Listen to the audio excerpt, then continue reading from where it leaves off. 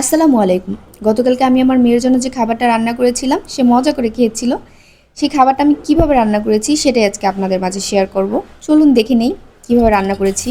একটা কড়াইতে তেল গরম করে সানফ্লাওয়ার তেল ব্যবহার করেছি এখানে।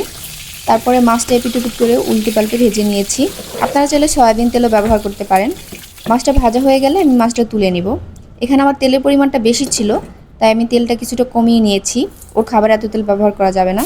একটু গোলমরিচ থেতো করে দিয়েছি, পেঁয়াজ কুচি এবং অল্প একটু আদা, অল্প একটু রসুন আর সামান্য একটু হলুদ দিয়ে এটাকে তেলের মধ্যে ভেজে নেব কিছুক্ষণ, যাতে কাঁচা গন্ধটা না আসে। অল্প একটু পানি দিয়ে আরও কিছুক্ষণ এটাকে ভেজে নিব। মশলা থেকে কাঁচা গন্ধ আসলেও খেতে যাবে না, তার জন্য। এরপরে আমি ওই আলু এবং ঢ্যাঁড়স দিয়ে আরও তেলের মধ্যে কিছুক্ষণ কষাবো। এবার একবার একটু ভাজা ভাজা করার চেষ্টা করবো। হালকা একটু লবণ দিয়েছি।